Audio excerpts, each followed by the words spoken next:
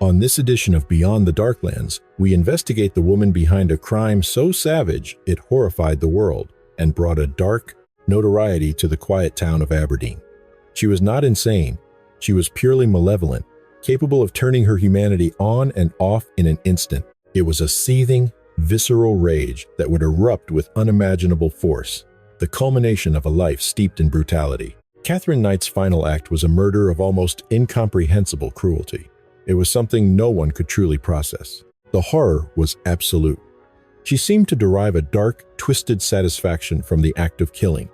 In 2001, Katherine Knight became the first Australian woman sentenced to life imprisonment without the possibility of parole.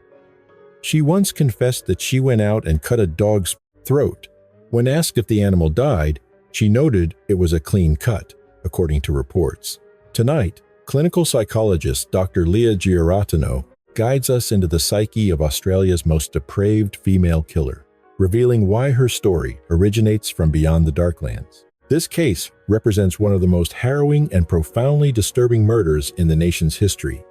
This monstrous act of butchery gained global infamy, not only for its sheer brutality, but because the perpetrator was an exceedingly rare, a female psychopath. To begin to comprehend how Katherine Knight could be capable of such an atrocity, one must first examine her origins and the dark trajectory her life was always destined to follow. Our story unfolds in New South Wales, within the Upper Hunter Valley, a region defined by coal mining and cattle ranching. Central to this narrative is the Aberdeen Meat Works, which for more than 100 years was the economic heart of the community. In the 1940s, the plant manager was a man named Jack Rowan. He was married to a woman named Barbara, and together they had 4 sons. A massive scandal erupted when Barbara left him for Ken Knight, another worker from the abattoir. Ken and Barbara would go on to have 4 more children of their own, 2 boys and 2 girls. One of those children was Katherine Mary Knight, born at Tamworth Hospital on the 24th of October, 1955, just 30 minutes after her identical twin sister, Joy. These were hard individuals, abattoir workers, who lived a transient, nomadic existence. They were raised in the crucible of abusive households, and in turn, created abusive households. It was the only world they understood. Katherine and Joy were still infants when their mother's first husband passed away, leaving Barbara to raise 8 children. Katherine drifted between numerous schools. While she shared a deep bond with her sister Joy, she struggled to form other meaningful connections. Katherine was not a self-assured child and found making friends difficult.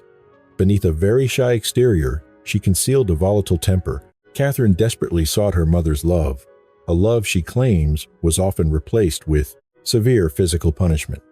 A childhood forged in such conditions invariably produces deeply damaged individuals, as Katherine and many of her siblings became. Ken Knight was not a man who hesitated to use violence against his wife or his children. But by some family accounts, Barbara was capable of giving as good as she received. Katherine, along with some of her later partners, would allege that her father's violence toward her mother was extreme and that he would demand sexual intimacy and take it by force. Katherine witnessed these acts. Nothing was concealed from her. She also hinted that she herself was a victim of abuse by family members, both sexual and physical. By the tender age of 3 or 4, something essential inside of Katherine had likely already withered. She understood that no one was coming to rescue her. Her only options were to learn to fight or to retreat into herself. Since young children cannot physically fight back, some will dissociate when faced with an existential threat. It's a mental failsafe, like an overloaded circuit tripping. Katherine was completely overwhelmed, forcing her mind to disconnect from her reality. But during these periods of detachment, she was deprived of developing the spectrum of feelings that define our humanity. Emotions like love, happiness, joy, and empathy. As Katherine grew, she harbored a deep-seated fear of sexual assault and constantly made claims of being abused by men. In her school years, she became known for her explosive and unpredictable rage. A former classmate recalled a time she witnessed Katherine turn on her own twin sister, Joy. The conflict began as a simple argument over whose turn it was to ride their bicycle home. Most sisters in That scenario might resort to pinching, hair pulling, or shouting. These two, however, beat each other senseless with their bare fists. At 15 years old, Katherine dropped out of Muswellbrook High School. Her literacy was poor, she could hardly write, and she possessed no formal qualifications. Her singular ambition, the one great hope she held for her life, was to get a job at the abattoir. It was a family tradition. Her brothers, her father, her mother, and even her grandfather had worked there. Everyone she looked up to was connected to the meat works. At 16, she secured her dream job, starting in the offal room before eventually becoming a boner. At the plant's peak, they would process 600 head of cattle a day. It felt like the entire town of Aberdeen was employed at the meatworks. Katherine was finally in her element. Among the many women who worked the line, onlookers would often gather, emerging from the kill floor's antechamber to witness the methodical butchering of livestock amidst the chaos. This spectacle was a routine part of the abattoir, but for Katherine, the true allure of the work was the set of professional knives she was issued. These tools became an extension of herself. Her most cherished belongings and her affinity for the work held a deeply unsettling quality. Colleagues would later recall a disturbing fascination she had, deliberately nicking arteries simply to observe the torrent of blood from the animals' bodies. It was clear she derived a dark, almost predatory satisfaction from the act of killing. Her emerging pathological profile suggested a deeper malignancy. It is believed her mind was filled with violent fantasies directed at people. But for the time being, this bloodlust found an outlet. The abattoir served as her personal killing field, a place where the visceral sounds and sights of death provided a perverse form of gratification. Beyond the slaughter itself, she seemed to relish the fear she could see in the eyes of those who observed her cold proficiency. They witnessed an unnerving composure that nothing seemed to penetrate. Outside the abattoir's walls, Katherine's attention turned to a new man in town. His name was Dave Kidd, though most knew him as Shorty. A physical mismatch, Katherine towered over him by a full head. It's widely believed David was Katherine's first intimate partner, and their discovery of a physical relationship quickly escalated into an all-consuming obsession characteristic of the liberated 1970s. He was known for a reckless, hard-drinking lifestyle, and it seems that in a moment of impulse, he awoke to the realization he had proposed marriage to her. The violent undercurrent of their relationship surfaced that very wedding night when David awoke abruptly to find Katherine's hands around his throat, attempting to strangle him. Her rage was triggered by a bizarre expectation. They had not consummated the marriage 5 times, a feat Katherine had been led to believe her own parents had accomplished. In her mind, this was the standard for a wedding night. David, however, was physically spent after 2 encounters, a failure in her eyes. That failure prompted her attempt on his life. Years later, David would die of a heart attack in 2007, but his sister vividly recalled the day he first brought his 18-year-old bride home. He had taken Katherine to Coffs Harbour to meet the family. From her perspective, the couple initially seemed intensely infatuated with one another. She observed that they were complete opposites, remarking on the tall redhead paired with a much shorter man. It was a classic case of opposites attract. She remembered a girl with auburn, curly hair, and glasses.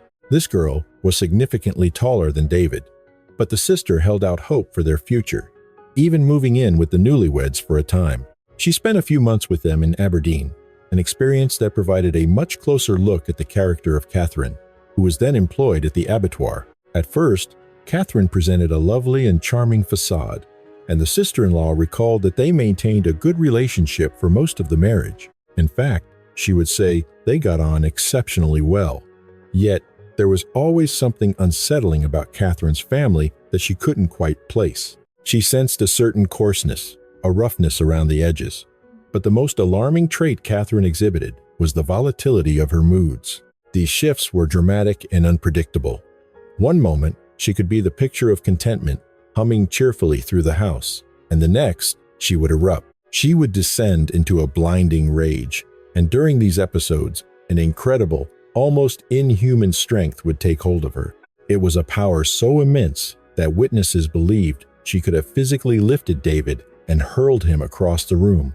It was during this period that Katherine began making threats with her treasured knives, which were always kept close at hand.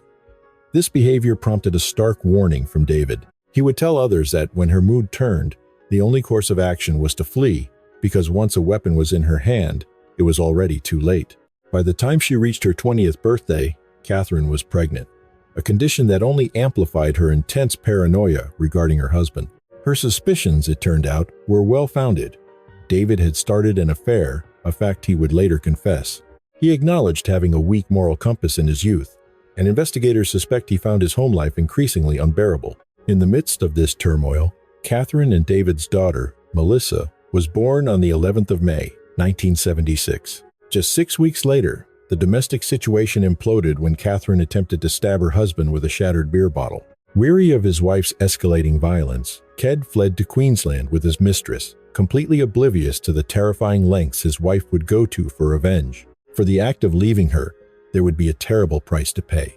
By July of 1976, 20-year-old Katherine Knight was consumed by a towering rage. Her husband of 2 years was gone. He had recently deserted her, leaving her alone with their 2-month-old infant.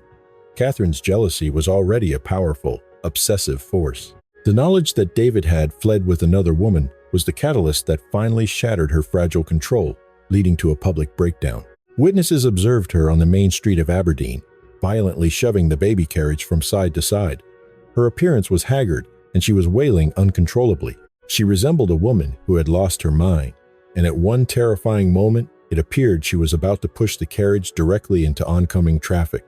The authorities were summoned, and Katherine was subsequently committed to St. Elmo's Psychiatric Hospital in Tamworth. There, she received treatment with antidepressants and was discharged within a couple of weeks. But upon her return home, the situation remained unchanged. There was no sign of David, and her simmering fury had not cooled. Unaware she was being observed by a local from the corner store, she then committed a horrifying act. She placed 12-week-old Melissa on the steel of the railway tracks and calmly walked away just as the southbound train was due to arrive. In what was described as a terrifyingly close call, she had placed the baby directly on the railroad tracks, just moments before a train was due to arrive. After this incident, she fled the scene, running up the road to a nearby house, where she forced her way into the backyard and armed herself with an axe. She was found swinging the weapon erratically before being apprehended and returned to the familiar confines of the psychiatric ward at St. Elmo's Hospital. Incredibly, she discharged herself from the hospital that same day. Less than 24 hours later, her fragile composure crumbled again, this time at a neighbor's home. She knocked on their door, fabricating a story that her baby was ill and that she urgently needed to be driven to the hospital. The family, concerned, agreed to help. When the mother and her children drove to Katherine's residence, they discovered her in a state of extreme agitation. One of the daughters accompanied Katherine inside, believing she was going to help get the infant, Melissa, from her crib. But instead of retrieving the baby, Katherine suddenly produced a knife and began pursuing the young woman. She chased the teenage girl from the house, slashing her face under a lemon tree before taking the entire family hostage. Her demand was as bizarre as it was menacing. She wanted them to drive her to the home of David Kellett's mother, whom she intended to kill. In her mind, she knew the surest way to get a man's attention was to threaten his mother. Somehow, the captive family managed to reason with her. They persuaded Katherine that they had to pull into a service station, suggesting that one of the sons should be let go due to his asthma. The boy immediately contacted the police. It ultimately took 2 officers and the station attendant to bring the situation under control. By then, Katherine was swinging a large metal rod at the attendant, screaming that she was going to kill people. Once again, she was not charged with a crime. She was simply sent back to a mental institution. Katherine understood how to use violence and fear. She used them to intimidate people into submission, a behavior she had observed in her own family and was now continuing. But while her rage could be spontaneous, it could also be coldly calculating, a tool she wielded with precision. Katherine seemed to revel in the terror her unpredictability caused in others. Their fear appeared to amuse her. Far away in Queensland, things were not going well for David and his new girlfriend, who was now pregnant. When David learned of Katherine's latest episode back in Aberdeen, he called his mother, and together they came to a decision. They would retrieve her from the psychiatric facility at Morisset. Katherine was subsequently released into Florence's care. The following day, David drove his wife and his mother to Aberdeen to collect baby Melissa. This was only the second time that Florence, David's mother, had ever met Katherine's mother, Barbara. Katherine's mother emerged from the house, walked directly to the car, and began to choke David through the open window. David was petrified. his hands frozen on the steering wheel, unable to react to the sudden, violent assault. From the back of the car, David's mother watched, in a state of shock. She couldn't process what was happening, having never witnessed such behavior before. She was a mild-mannered woman, completely unprepared when Katherine came out, assessed the situation, and struck her mother with full force. A single punch to the head sent the older woman to the ground, an act that very likely saved David's life. The scene was pure chaos. The targeted man yelling, the attacker unconscious in the dirt, and the daughter standing over her with scraped knuckles. It was described as a circus. Just a few weeks after this brutal confrontation, Katherine and David decided to move. They relocated to Woodridge in Queensland, hoping for a fresh start. David found a job driving trucks. Katherine began working at a place that seemed to suit her temperament, a slaughterhouse near Brisbane. In October of 1976, David threw a surprise 21st birthday party for his wife, and she was reportedly ecstatic. She couldn't stop kissing him all night, lost in the fantasy of being a princess for an evening. That night, she was a different person. Her behavior was flawless, and it was a rare, pleasant evening for everyone. It was in Queensland, however, that a new darkness began to surface. Katherine's fascination with her work knives grew into a full-blown obsession, and she started carrying them everywhere. She took them with her constantly, even hanging them above the bed while she slept. When asked about this behavior, she was evasive. When questioned about the knives on the wall, she would simply shrug her shoulders with a childish pout. "They're there in case I need them," she would say. The knives became her pride and joy, and it seemed she loved them as much as she loved David. During a stay with the couple at Woodridge, David's sister, Sandy, witnessed a vicious act that would haunt her forever. On one particular occasion, she heard one of Katherine's children crying from the bathroom. The cries were unusually loud and distressed, prompting Sandy to go and see what was causing such a commotion. In the bathroom, she found Katherine with the hot water tap on, holding her own daughter's body under the scalding flow of water. Sandy immediately told David what she had seen. Her brother's reaction was one of pure fear. "Promise me, Sandy," he said, "you won't say anything to Kathy tonight. She will kill you in your sleep," he warned, "and she'll most likely kill me." By 1979, the couple's marriage was in tatters. The relationship's true descent began the moment David discovered Katherine in bed with another man. In the aftermath, she pleaded for just one more chance. They relocated to Lamb, and Katherine convinced her husband to have another child. But her moods grew darker and more unpredictable. Her capacity for violence escalated until David found himself living in a state of quiet terror, legitimately afraid of the woman he had married. He never knew what seemingly minor incident would unleash her fury or what level of brutality would follow. The next attack would be sudden, unexpected, and nearly fatal. It would come when he was least expecting it, and it would almost cost him his life. The year was 1979, and Katherine was pregnant with their second child. Her 6-year marriage to David was fracturing under the strain of her volatility. His fear was a constant companion, never knowing when she might strike. One evening, he was late returning home from the local pub. The delay was innocent. He had made it to the finals of a darts competition. He knew she despised tardiness, but David pushed the concern to the back of his mind and played in the final match. It is unknown if he won or lost the tournament, but he certainly lost when he returned home. The moment he walked through the door, she ambushed him, caving in the back of his skull with a cast-iron skillet, fracturing his cranium. He staggered to a neighbor's house for help before he collapsed. The witness thought he was going to die. The scene was so bloody, the neighbor believed his head had been split open. David would spend the next week recovering in the hospital. Upon his return home, he discovered what Katherine had been doing while he was away playing his game. She had gathered all of his personal belongings, his shoes, his belts, his socks, and his shirts, piled them into the bathtub, and set them on fire. He was left with nothing but the clothes he was wearing. The police were prepared to press very serious charges against her, but she reverted to her sweetest, most manipulative self, pleading with him for the sake of their children not to proceed. He relented. He did not press charges, even though she had very nearly killed him. In March of 1980, 24-year-old Katherine Knight gave birth to Natasha Kellett at Nambour Hospital. Around this time, David was driving furniture trucks, a job that often kept him away from home, which only fueled Katherine's paranoia. Her madness spiraled. One night, he awoke to the terrifying sight of his wife standing over him, threatening to stab him with a knife. "I know you truck drivers have women in every town," she hissed. "You've got one, haven't you?" Though he denied it, the accusation hung in the air. The constant strain eventually destroyed the relationship. One day, David came home to find the house empty. She had vanished without a word, taking everything. She had gone back home to Aberdeen. One could theorize that Katherine possessed a crippling fear of abandonment, lashing out when she felt threatened that David might leave her. But the reality was far colder.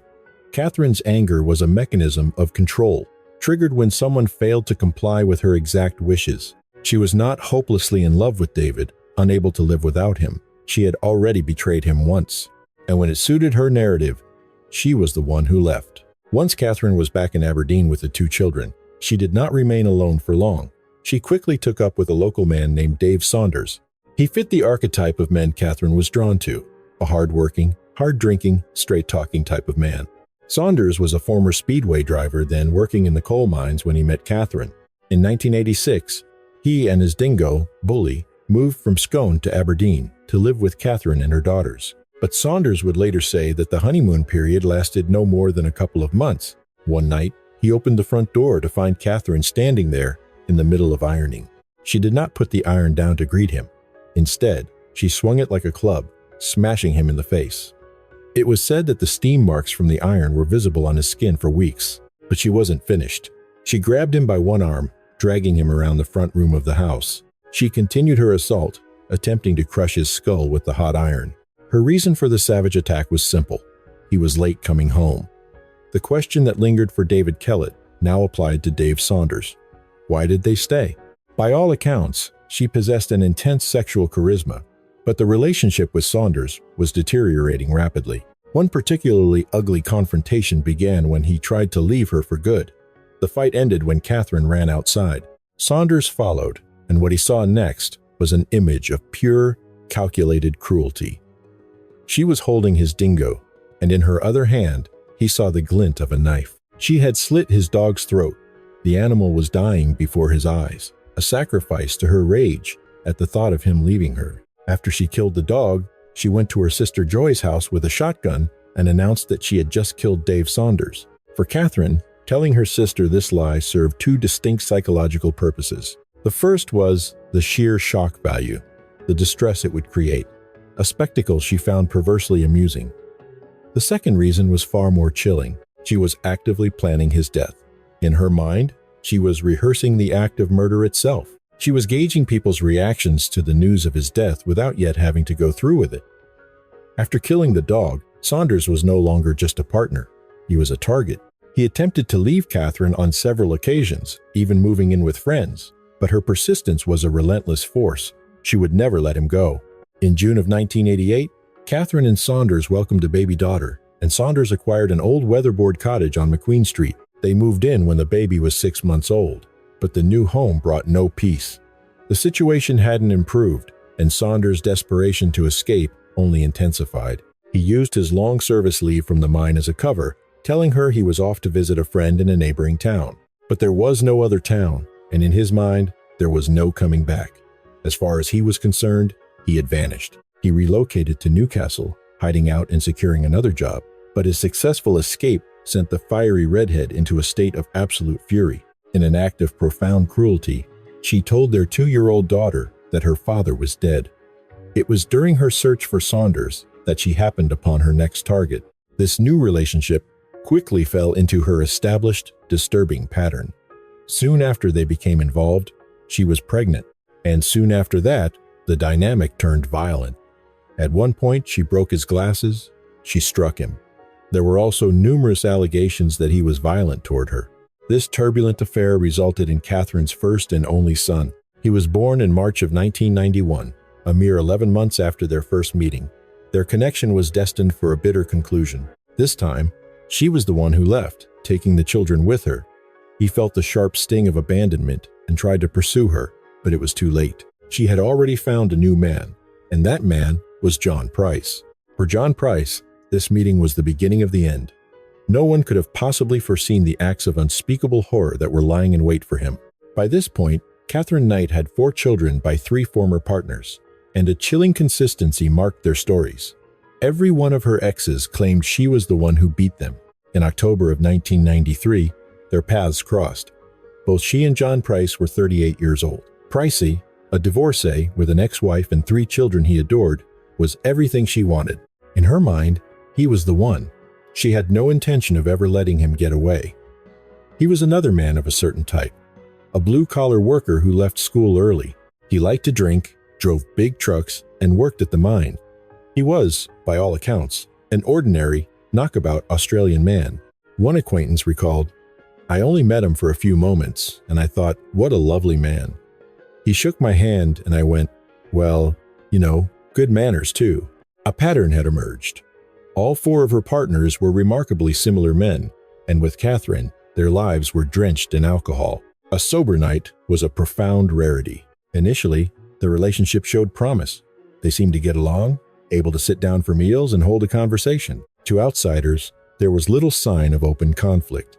One observer noted, "I actually didn't mind her. I knew she was different. They thought she was good for him, but she was not. She possessed a complex mix of good and bad qualities. But so did he."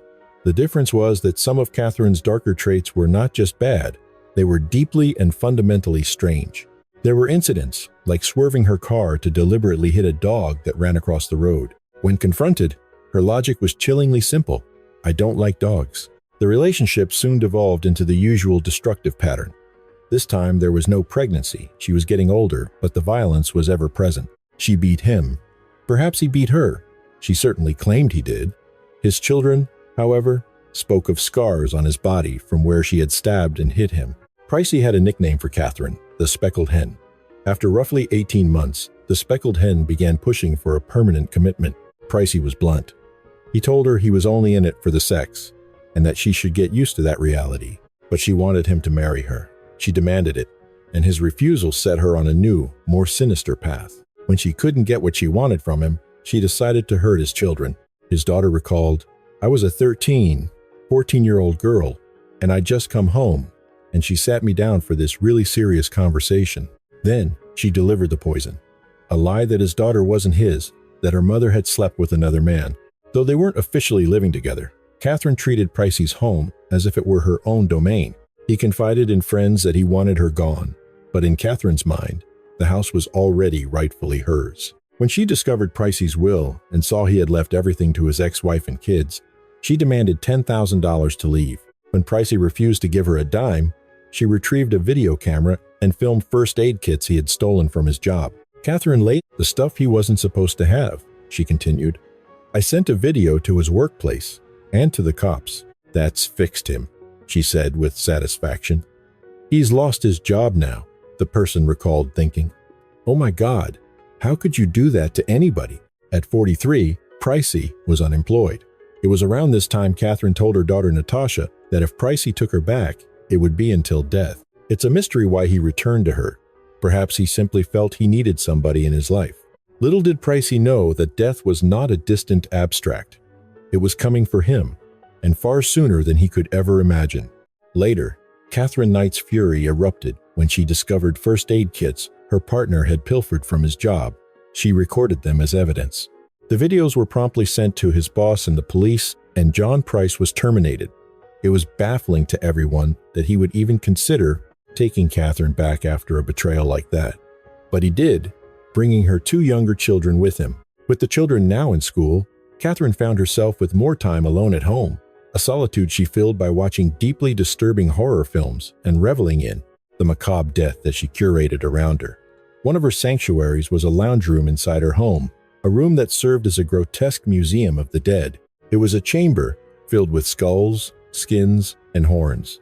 Machetes hung from the ceiling alongside, an assortment of old farm implements, like antique push mowers, all suspended in the air like grotesque chandeliers. She would display taxidermied animal heads, creating an atmosphere that was purely creepy, a perversion of country life. Katherine's obsession with death had taken root when she was just 4 or 5 years old. The trophies of dead, animals that surrounded her were not just decorations. She found a dark attractiveness in death itself, the way others might appreciate fine art. But she also relished the unsettling effect these corpses had on others. They amplified the fear she inspired. Katherine would also watch sadistic films as if they were pornography. using them to fuel her increasingly violent fantasy life. It was late 1999, and a 44-year-old, Katherine, was desperately clinging to her man, even as he was desperately trying to break away from her. A deep, primal instinct seemed to tell him what was coming. He knew a violent end was near, and if it wasn't going to be him, it was destined to be someone else. The final days of John Price's life were building toward a grisly crescendo. On the Sunday before his murder, the couple engaged in a massive fight, so intense it required a visit from the police. On Monday, Price went to work and, for the very first time, he showed two of his colleagues the scars where Katherine had previously stabbed him. He returned to work on Tuesday and informed his boss, "I have to go to the courthouse and the police station to see what they can do to keep this crazy woman away from me." But the news was not good. Price was informed he would have to wait 3 weeks for a court date. His chilling premonition was that he would likely be dead by then. He had no way of knowing he was already halfway through the last day of his workmates pleaded with him not to go home that night, but his response was haunting. "I have to go home, because if I don't, she's going to go after my kids. I'd rather she get me than my kids." And she did. While Price was scrambling to find help from the authorities, Katherine was meticulously orchestrating her fantasy. She purchased a seductive black nightgown and then went to her daughter Natasha's house to record one last family. In the recording, she is seen kissing and hugging her children, making statements that, in hindsight, sound like a final will and testament. "Don't forget that old cane pram that my mom owned. I own it. You own it." She arrived back at St. Andrews Street around 11:30 that night. Price was already asleep. She watched some television, took a shower, put on the new black nightgown, and got into bed with him. They had sex. And then she struck. John Price's colleagues felt an immediate sense of dread when he failed to show up the next day. He was a man who was invariably the first person to arrive at work, which is why the alarm was raised so quickly by his concerned coworkers. Apparently, they just kept calling his phone over and over, but there was never an answer. They all knew something was terribly wrong. Price had predicted his own death, spending days running around town trying to get assistance from magistrates, police, and neighbors. But tragically, no one took his fears seriously enough. The police were finally called, and a crowd of worried locals began to gather outside 84 St. Andrews Street. When law enforcement forced their way into the home, they discovered Katherine Knight, asleep in the bed. She had ingested a number of pills and was barely conscious. A close friend who was present recalled the scene. "She was there the morning they brought her out," she said. "Rosie, I don't care what anybody says. She walked out of that house as sober as you and I. The only one she looked at was my brother," she said, and she just had this grin on her face. "My brother just dropped to his knees." When Detective Sergeant Bob Wells arrived on the scene, Katherine Knight was being loaded into an ambulance. "I initially spoke with the duty officer at the time, who briefed me, basically, on what he'd witnessed inside the premises," he recounted. "I then went into the house, and it was just totally horrific. It was a shock to everybody that had anything to do with that particular crime scene. I just couldn't believe that one human being, either male or female of their species, could carry out such a calculated and depraved offense." Katherine Knight had stabbed John Price 37 times before skinning and beheading him. In an act of ultimate desecration, she proceeded to mutilate his corpse, cooking parts of his body, including his head. She then arranged 2 dinner plates for his children. The meals set before them were a grotesque mix of human flesh and vegetables, with a note placed beside each setting. The notes were reportedly inscribed with the names John and Beck, a chilling invitation. Yet, for her own child, there was nothing, an apparent and deliberate exclusion. Instead of a meal, she had driven knives through photographs of his children, though she left pictures of her own untouched. She also left a pair of notes. They were addressed to her brother and herself, but the message was a clear and possessive warning. If she couldn't have their father, no one would. The news of the unfathomable act didn't take long to ripple through the community. A radio broadcast announced that a woman in Aberdeen had taken the life of her husband. The victim's sister-in-law recalls looking at her own husband, a cold certainty washing over her. She knew, instinctively, that it had to be Katherine Knight. She believed no one else was capable of such an act. But her husband was skeptical, reminding her that while she'd made many claims about Katherine's instability, he never imagined she was that far gone. Mere hours later, the news confirmed their worst fears. It was Kathy. For the family, it was a shock, but not a surprise. The police were now faced with the grim task of notification. They managed to inform Price's son, Jonathan, but no one could find the words to tell 14-year-old Rebecca. She would learn of the event in the worst way possible. She read the horrendous details in a newspaper. She confronted her mother, asking if it was true. Her mother's confirmation sent her to the floor. She lay there for nearly 3 hours, paralyzed by a profound sickness and disbelief. The horror of it was simply too much to process. For the following 6 days, Katherine was held in hospitals at Muswellbrook and Maitland. She professed to have no memory of the monstrous crime she had committed, but 2 critical factors would ultimately lead to her downfall: her own greed and the damning testimony of someone from her own inner circle. Katherine Knight had stabbed her lover 37 times. She had skinned him, decapitated him, and cooked his remains. She then consumed a number of pills in a staged attempt on her own life. Detective Sergeant Bob Wells conducted the initial interview with Katherine at Maitland Hospital. It was just days after the murder. When questioned about the events, her memory was a blank slate. She claimed to remember nothing. She had no recollection of even going to bed that night. However, while professing amnesia about the night of Price's death, she conveniently remembered stabbing him 6 months prior during another confrontation. She claimed Price had become aggressive after a phone call while she was washing dishes. It could have been anything in her hand, she insisted, a fork, a spoon, but it was a steak knife. She aimed for him, she said, and the blade found its mark. Her excuse was that he had leaned in closer than she anticipated, and her failing eyesight at the time was to blame. New glasses, she noted, had since corrected the problem.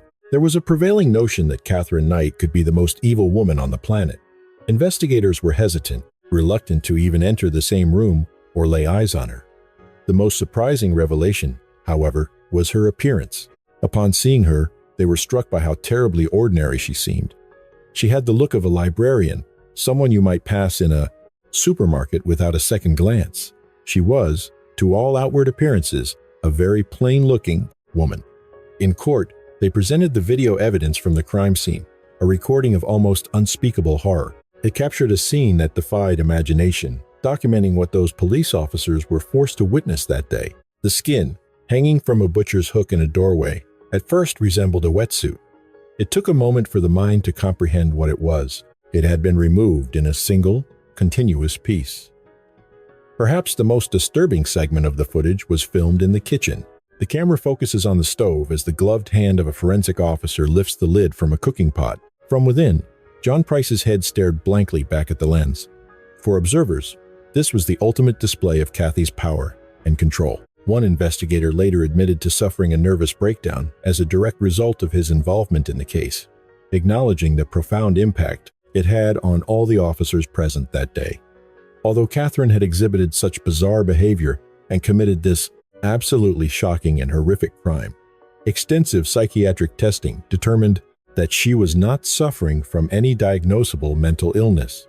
Further evidence emerged to bolster the finding that she was of sound mind. It was discovered by John Price's own solicitor, who noticed that money had been withdrawn from Price's account on the very night he was killed. It turned out that Katherine had driven a substantial distance to the town of Muswellbrook, where she used John Price's keycard to withdraw $1,000 from his bank account. After securing the money, she then returned to the scene of the crime. Her defense was angling for an insanity plea, but her own words betrayed her. She had confided in her brother about her intentions to kill Price. She allegedly told him, "I'm going to kill him, and I'm going to get away with it." Her strategy, she explained, was to act in a way that would make everyone believe she was crazy. In a devastating turn for the defense, her brother provided a formal statement against her, recounting that very conversation. He recalled her telling another man, 3 weeks before she took her father's life, that a call came in from David, who simply said, "You." No, she finally went through with it. When asked how that made him feel, his response was laced with disbelief, admitting he couldn't process that the victim was son, not him. On the 18th of October, 2001, Katherine Knight pleaded guilty to the murder of John. Price. The court sentenced her to life in prison. For some connected to the case, there was a strange, unsettling inability to feel hatred toward her, an absence of rage that many friends insisted was a necessary part of healing. This person believed that this lack of animosity was an echo of their own father, a man who never held hatred for anyone. His philosophy was to just be happy. Separately, an investigator recalls asking Katherine's sister, Joy, if she had been to visit Katherine in prison. At that point, Joy had apparently gone twice, but was told by Katherine that she no longer wanted visitors. She claimed she was happy where she was, that she felt safe there. For others, the thought of visiting her was never a temptation. The man who survived her spent most of his time in treatment, attempting to bury the memory of Katherine Knight's actions. This was a recurring theme among all the partners who escaped her orbit. In interviews, investigators sat with men who were outwardly tough, with calloused hands and the constant presence of cigarettes. They had rough faces and spoke in coarse tones, yet all three, at one point or another, broke down into tears as they recounted the violence they had endured. At her hands, they were genuine victims of domestic violence. No matter how formidable their outer shell appeared, they were fundamentally shattered by what Katherine had done to them, and they remained that way for decades. This begs the question: could Katherine Knight have possibly been sane when she committed this murder? How could any person in their right mind perpetrate an act so completely depraved? The stark reality is that Katherine was not deemed insane when she butchered John Price. Her actions were planned. She demonstrated a clear knowledge of right and wrong, and there were no voices compelling her to kill him. She was coldly lucid throughout the murder and dismemberment. And not only was she in her right mind, it seems she was having one of the most profound experiences of her life. So if she isn't mad, is Katherine simply bad? Is she some kind of evil monster, utterly alien to the rest of us? Katherine Knight's personality is best summarized by a single word: psychopath. She is ruthless, self-serving, incapable of feeling guilt, and will remain dangerous until the day she dies. For the first time, the real story behind Australia's notorious Mr. Asia. He was a vicious little manipulator who knew how he got beautiful young women under his spell. He had an aura about him that people were drawn to, including the corrupt officers he had under his thumb in the New South Wales and Queensland police forces. And we explore why most of his friends ended up dead. A lot. More people disappeared than were ever accounted for. The true story of Terry Clark. On 7's new Beyond the Darklands, next, Monday at 9:30. Behind the quiet facades of our neighborhoods, a chilling truth often remains unspoken. Violence is rarely a sudden eruption, but a slow-burning fire fueled by silence and ignored shadows.